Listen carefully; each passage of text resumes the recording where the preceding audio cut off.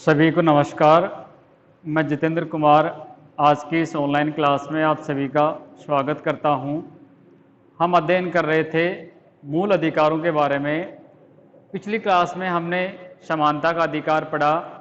समानता का अधिकार का हम 2 मिनट में रिवीजन लगाते हैं। तो सबसे पहला अधिकार था कानून के समक्ष समानता, अनुच्छेद 14 के अनुसार। दूसरा अधिकार याद कीजिए, अनुच्छेद 15 के अनुसार धर्म, मूल, वंश, जाति, लिंग, जन्म स्थान आदि के आधार पर विभेद का निषेध। अगला अधिकार अनुच्छेद 16 के अंतर्गत लोक नियोजन के विषय में अवसरों की समानता। अनुच्छेद 17 के अंदर अस्पृश्यता का अंत किया। अनुच्छेद 18 के अनुसार उपाधियों का अंत। इस प्रकार से हमने समानता का अधिकार का पिछली क्लास में अध्ययन किया। आज हम पढ़ेंगे अगला मूल अधिकार, स्वतंत्रता का अधिकार। यह अनुच्छेद 19 से लेकर के 22 तक है। तो सर्वप्रथम हम देखते हैं अनुच्छेद 19 में दिए गए स्वतंत्रता के अधिकार के बारे में।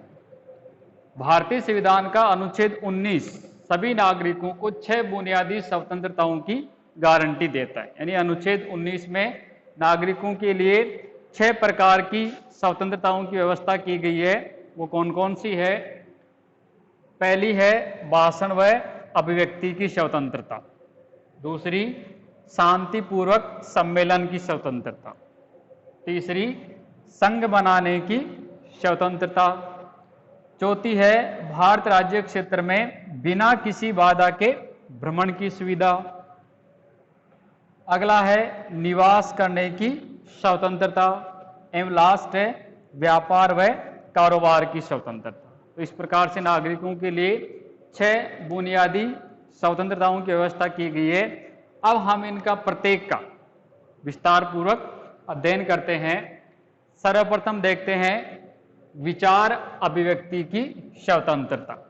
यह स्वतंत्रता अनुच्छेद 19(1) क में दी गई है। क्या कहा गया है इसके बारे में?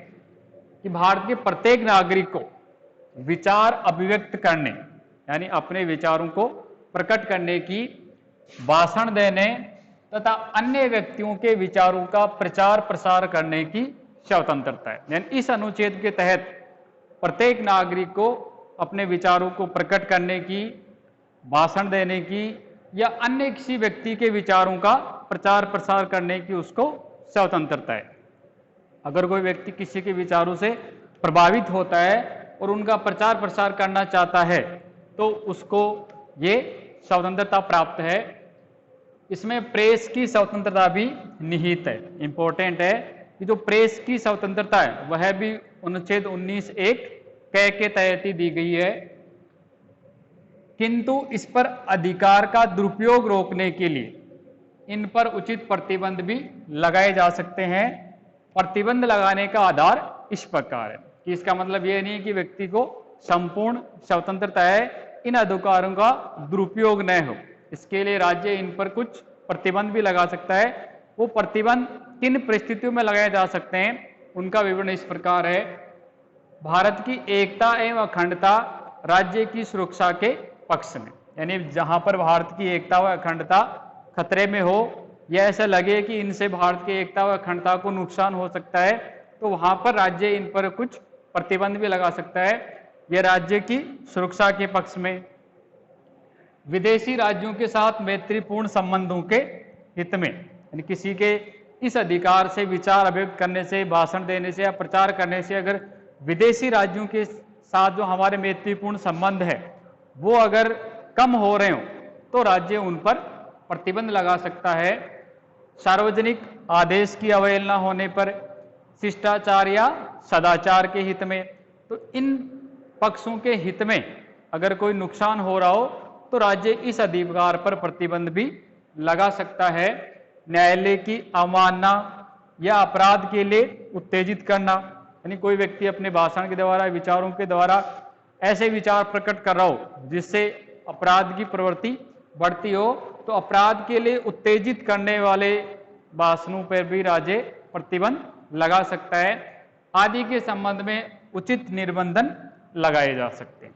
इस प्रकार से 19(19)(1) क के अंतर्गत विचार व अभिव्यक्ति की स्वतंत्रता दी गई है, लेकिन साथ ही साथ इस पर कुछ प्रतिबंध भी लगाए गए हैं। दूसरी स्वतंत्रता हम देखते हैं अस्त्र शस्त्र रहित, यानी बिना हथियारों के शांतिपूर्ण सम्मेलन की स्वतंत्रता।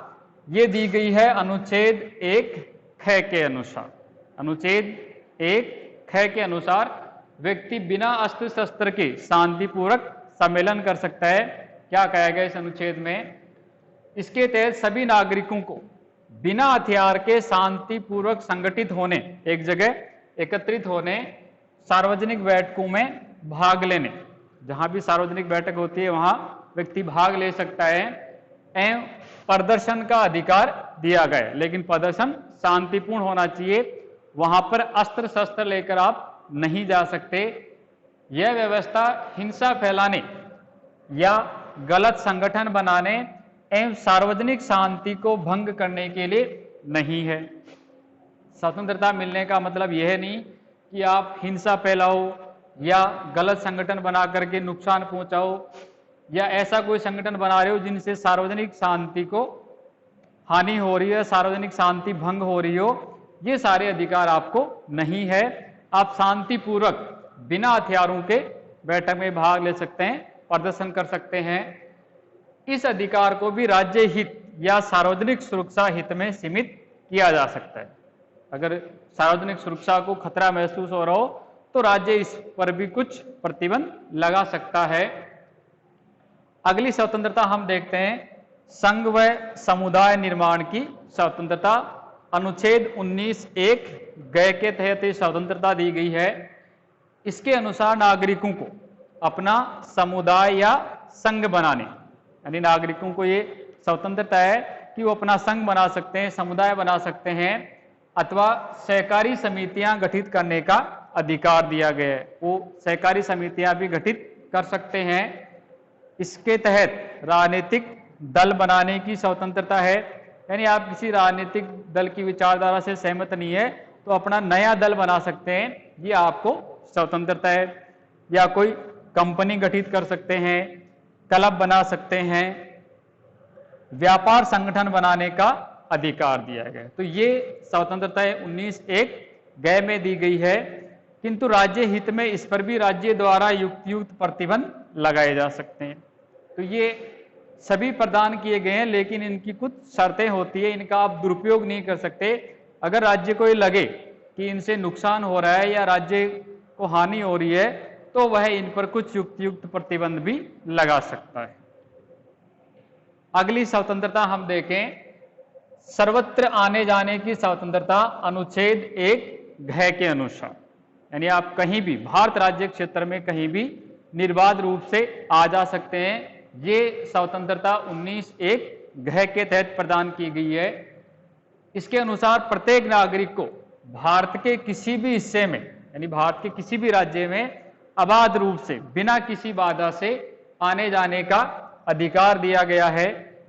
स्वतंत्रता पूर्वक एक राज्य से दूसरे राज्य में या एक ही राज्य में एक स्थान से दूसरे स्थान पर संचरण कर सकता है। यानी नागरिकों को यह अधिकार है कि वे एक राज्य से दूसरे राज्य में आ जा सकते हैं या एक ही राज्य में एक स्थान से दूसरे स्थान पर वो जा सकते हैं।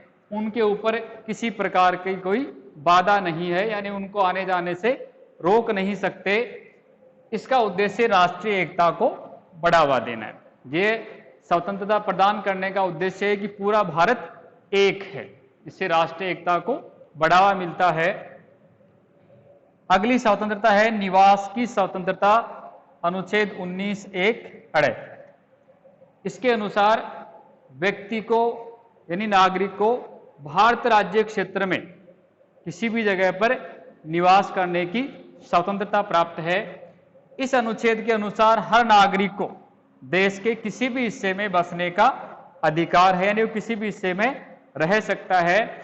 राज्य इस अधिकार पर भी कुछ प्रतिबंध लगा सकता है, यानी वो प्रतिबंध इस आधार पर लगा सकता है अगर किसी क्षेत्र विशेष की संस्कृति को नुकसान हो रहा हो या जनजाति क्षेत्र है तो वहां पर कुछ शर्तें हो सकती है, बाकी अन्य जगह पर नागरिकों को पूरी स्वतंत्रता है। अगली स्वतंत्रता है वृत्ति व व्यापार की स्वतंत्रता, अनुच्छेद 1(6) के अनुसार। यानी व्यक्ति को, नागरिकों को व्यापार करने की, व्यवसाय करने की स्वतंत्रता दी गई है। इस अनुच्छेद के अनुसार सभी नागरिकों को किसी भी व्यवसाय को करने, पैसा अपनाने, आजीविका एवं व्यापार शुरू करने की स्वतंत्रता प्रदान की गई। यानी नागरिकों को स्वतंत्रता है कि जो उनको अच्छा लगे वैसा वह व्यापार शुरू कर सकते हैं, ये उनको स्वतंत्रता प्रदान की गई है। किंतु जनहित में नशीली व खतरनाक चीजों के व्यापार करने तथा अन्य ऐसा कार्य करने से जो राज्य हित में न हो, उसको निषेध किया गया। यानी इसके ऊपर भी कुछ प्रतिबंध है कि आप नशीली या खतरनाक चीजों का व्यापार नहीं कर सकते, या ऐसा कोई कार्य जिससे राज्य हित में बाधा हो रही हो, तो उन व्यापार का निषेध किया गया है। तो इस प्रकार से अनुच्छेद 19 में नागरिकों को 6 प्रकार की स्वतंत्रताएं प्रदान की गई है। इसके अलावा अनुच्छेद 20, 21 व 22 द्वारा व्यक्तिगत मौलिक स्वतंत्रताओं की व्यवस्था की गई है, वो भी हम देखते हैं। पहले इन 6 स्वतंत्रताओं को याद करने की एक शॉर्ट ट्रिक अपन देखते हैं। अगर याद है पहले से तो अच्छी बात है, नहीं है तो आप ऐसा कॉम्बिनेशन बैठाइए कि एकदम क्रम से आपको याद रहे। इसके लिए हम देखते हैं कि अनुच्छेद 19(a) के अंदर जो स्वतंत्रताएं दी गई ही, इनका हम अंग्रेजी में देखते हैं, जैसे क घ देखते थे, अब हम ABCD के हिसाब से देखते हैं। तो अनुच्छेद 19(1)(a), तो आप ए से याद रखिए, आवाज अर्थात बोलने की स्वतंत्रता, भाषण देने की स्वतंत्रता। तो भाषण व अभिव्यक्ति की स्वतंत्रता 19(a), ए मतलब आवाज। अनुच्छेद 1(b), बी यानी बैठना, अर्थात शांतिपूर्वक सम्मेलन में बैठने या शामिल होने की आपको स्वतंत्रता है। तो बी मीन्स बैठना, ऐसे आप याद कर लीजिए। सी मीन्स संघ बनाने की स्वतंत्रता। डी मीन्स डोलने, अर्थात भारत में कहीं पर भी भ्रमण करने की आपको स्वतंत्रता है। ई मीन्स एस्टैब्लिश, यानी स्थापित होने की, आप किसी जगह पर स्थापित होकर के या अस्थायी रूप से निवास करने की आपको स्वतंत्रता है। और जी मीन्स गुड्स, यानी व्यापार या सामान की स्वतंत्रता। बीच में ऐप था चय, हिंदी में जो चय था वो संपत्ति क्रय विक्रय का अधिकार था, उसको 44वें संविधान संशोधन द्वारा हटा दिया गया है। तो इस प्रकार से ये ABCDEG अंग्रेजी में इस प्रकार से आप इनको याद कर सकते हैं। अगर पहले से आपको याद है तो अच्छी बात है। अब हम देखते हैं अनुच्छेद 20, अपराध के लिए दोष सिद्धि के विषय में संरक्षण। अनुच्छेद 20 के अनुसार किसी भी व्यक्ति को, चाहे वह नागरिक हो या विदेशी, अनुच्छेद 19 केवल भारतीय नागरिकों के लिए है, विदेशियों के लिए नहीं, लेकिन अनुच्छेद 20 वो चाहे विदेशी हो या भारतीय नागरिक हो, उन्हें उस समय तक अपराधी या दोषी नहीं ठहराया जा सकता जब तक ये निम्नलिखित कारण नहीं हो सकते। यानी जब तक निम्नलिखित कारण नहीं होंगे तब तक हम उसको अपराधी या दोषी करार नहीं दे सकते। जब तक कि उसने ऐसा कोई कार्य करने के समय जो अपराध के रूप में आरोपित है, किसी कानून का उल्लंघन या अतिक्रमण नहीं किया हो। यानी जिस समय उन्होंने जो कार्य किया है वो इस समय अपराध के रूप में है, तो उस समय अगर उन्होंने उस कानून का या जो कार्य उन्होंने किया है वो अगर कानून के या विधि के विपरीत है, उसका उल्लंघन है, तब तो वो दोषी करार माना जाएगा। लेकिन अगर उन्होंने जिस समय कार्य किया उस समय उन्होंने उस कानून का उल्लंघन या अतिक्रमण नहीं किया है, तो उनको हम अपराधी घोषित नहीं कर सकते। भले ही आज वो कार्य अपराध की श्रेणी में आता हो, लेकिन जिस समय उन्होंने वो कार्य किया है उस समय अगर वो अपराध की श्रेणी या कानून का उल्लंघन नहीं माना गया था, तो हम उसको दोषी करार नहीं दे सकते। दूसरा है किसी व्यक्ति को एक अपराध के लिए एक बार से अधिक दंडित नहीं किया जा सकता। यानी किसी भी व्यक्ति को, चाहे विदेशी हो या भारतीय नागरिक हो, एक अपराध के लिए उसको एक बार ही दंडित किया जाएगा। हाँ, अगर वो दोबारा अपराध करता है तो उसी अपराध के लिए उसको दोबारा दंडित किया जा सकता है, लेकिन एक बार में एक अपराध के लिए एक बार ही उसको दंडित किया जाएगा। तीसरा है किसी व्यक्ति को अपराध करने के समय निर्धारित सजा से अधिक सजा भी नहीं दी जा सकती। यानी जिस व्यक्ति ने जिस समय जो अपराध किया है उस समय जो दंड का प्रावधान था वही दंड उसको दिया जाएगा, भले ही आज उस अपराध की सजा बढ़ा दी गई हो, लेकिन जिस समय उन्होंने जो अपराध किया है उस समय जो निर्धारित सजा थी उससे अधिक सजा उनको नहीं दी जा सकती। तो इस प्रकार से अनुच्छेद 20 के अनुसार नागरिकों को या विदेशियों को अपराध के लिए दोष सिद्धि के विषय में संरक्षण प्राप्त है। आगे है प्राण एवं दैहिक स्वतंत्रता का संरक्षण या जीवन या व्यक्तिगत स्वतंत्रता का अधिकार। अनुच्छेद 21 के अनुसार किसी व्यक्ति को उसके जीवन या व्यक्तिगत स्वतंत्रता से विधि द्वारा स्थापित प्रक्रिया को छोड़कर अन्य किसी प्रकार से वंचित नहीं किया जा सकता। यानी व्यक्ति का ये अधिकार, जीवन या व्यक्तिगत स्वतंत्रता का अधिकार है, इसको हम रोक नहीं सकते या इसको हम ये अधिकार से वंचित नहीं कर सकते। 44वें संविधान संशोधन द्वारा इस अधिकार को और अधिक प्रभावशाली बना दिया गया है, यानी इसमें कुछ और उपबंध जोड़ दिए गए हैं। अब आपातकाल में भी जीवन व व्यक्तिगत स्वतंत्रता के अधिकार को सीमित नहीं किया जा सकता। यानी आपातकाल के समय बाकी जो अन्य अधिकार हैं उनको सीमित किया जा सकता है, लेकिन प्राण व दैहिक स्वतंत्रता का अधिकार है ये किसी भी स्थिति में सीमित नहीं किया जा सकता, चाहे आपातकाल ही क्यों न हो। इसके अलावा शिक्षा का अधिकार भी प्रदान किया गया है। मूल संविधान में यह अधिकार नहीं दिया गया था। 86वें संविधान संशोधन अधिनियम 2002 द्वारा यह शिक्षा का अधिकार है उसको मूल अधिकारों की श्रेणी में शामिल किया गया है। अनुच्छेद 21 क के अनुसार राज्य 6 से 14 वर्ष तक की उम्र के बच्चों को निःशुल्क एवं अनिवार्य शिक्षा उपलब्ध कराएगा। यानी राज्य का ये बंदिश है कि वो 6 से 14 वर्ष तक के बच्चों के लिए निःशुल्क व अनिवार्य शिक्षा है वो उपलब्ध कराएगा। तो ये अनुच्छेद 21 क में शिक्षा का अधिकार एक नया अधिकार जोड़ा गया है। आगे हम देखते हैं बंदीकरण में संरक्षण। अनुच्छेद 22 पढ़ने से पहले हम पहले हिरासत के बारे में या गिरफ्तारी के बारे में थोड़ा परिचय लेते हैं कि हिरासत दो प्रकार की होती है। एक दंड विषयक यानी जिसमें कठोर दंड दिया जाता है, दूसरी निवारक।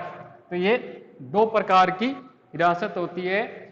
दंड विषयक हिरासत एक व्यक्ति को दंड देती है जिसने अपराध स्वीकार कर लिया है और अदालत में उसे दोषी ठहराया जा चुका है। यानी जिस व्यक्ति ने अपराध किया है, अपराध स्वीकार कर लिया है और अदालत ने उसको दोषी ठहरा दिया है, तो उस व्यक्ति को दंड देती है।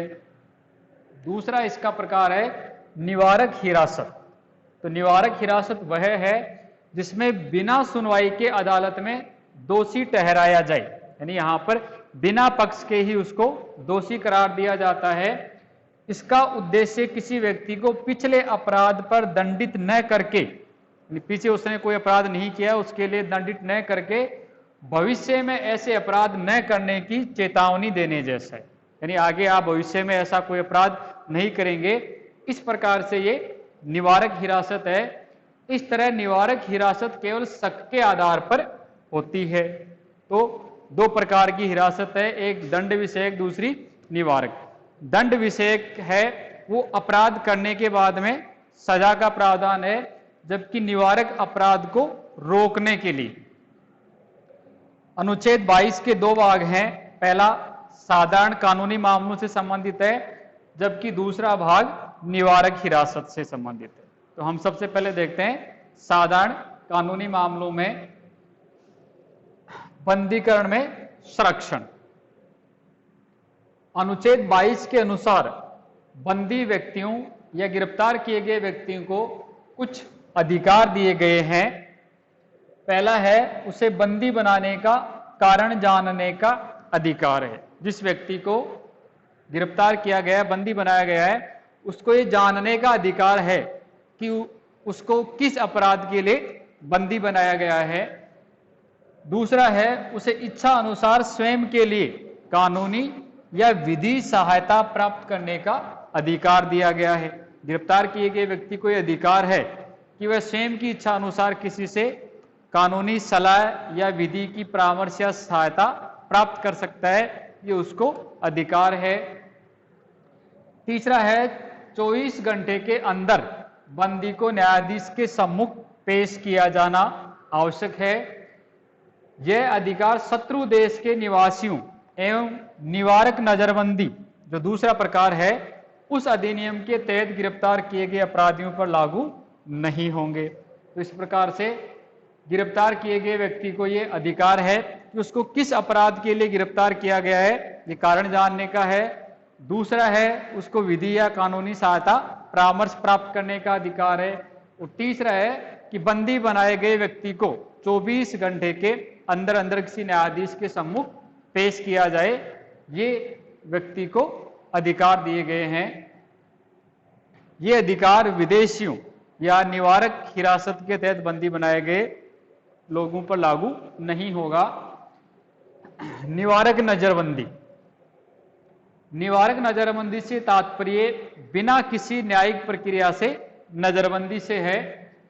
यह अपराधी को दंडित करने से नहीं बल्कि अपराध को करने से रोकने की प्रक्रिया है। यानी आगे ये अपराध नहीं करे, उनको पहले ही रोकने की ये प्रक्रिया है। जब राज्य को यह आभास हो कि किसी व्यक्ति से जो अपराध करने वाला है राज्य की सुरक्षा को खतरा हो या खतरे की धमकी मिल रही हो, तो राज्य सीमित अवधि के लिए बिना जांच किए बंदी बना सकते हैं। यानी राज्य को जब ये अंदेशा हो कि इन व्यक्तियों से या इस व्यक्ति से राज्य को खतरा है या राज्य की शांति को खतरा है, तब वह बिना किसी जांच के उसको बंदी बना सकता है। किंतु किसी व्यक्ति को 3 महीने से अधिक इस कानून के तहत बंदी नहीं रख सकते। एक बार में उनको 3 महीने के लिए हम नजरबंद कर सकते हैं, जब तक कि परामर्शदात्री समिति जिसमें एक व्यक्ति उच्च न्यायालय का जज हो उसकी अनुमति प्राप्त हो चुकी हो। तो जब परामर्शदात्री की अनुमति मिल जाती है तब उस व्यक्ति को हम एक अवधि में 3 महीने तक उसको नजरबंद रख सकते हैं। इसी के संबंध में एक कानून है राष्ट्रीय सुरक्षा अधिनियम। सरकार ने दिसंबर 1980 में राष्ट्रीय सुरक्षा अध्यादेश लागू किया जो बाद में कानून बन गया। इसका उद्देश्य सांप्रदायिक या जातीय दंगों व देश की सुरक्षा के लिए खतरनाक गतिविधियों के लिए उत्तरदायी व्यक्तियों को निरुद्ध करना है। राष्ट्रीय सुरक्षा कानून निवारक निरोध कानून की व्यवस्था है। जून 1984 को राष्ट्रीय सुरक्षा कानून का दूसरा संशोधन अध्यादेश जारी कर इसमें कुछ परिवर्तन करते हुए इसे और कठोर बनाया गया है। पहला संशोधन किया गया है कि किसी व्यक्ति की नजरबंदी के आदेश की अवधि खत्म होने या आदेश रद्द हो जाने अथवा वापस ले लिए जाने के बाद नया आदेश जारी कर उसे दोबारा नजरबंद किया जा सकेगा। यानी जब 3 महीने की अवधि समाप्त हो जाती है या बीच में आदेश रद्द हो जाता है या आदेश वापस ले लिया जाता है तो नया आदेश जारी करके दोबारा उसको नजरबंद किया जा सकता है। ये इसमें कुछ परिवर्तन हुआ है 1984 में।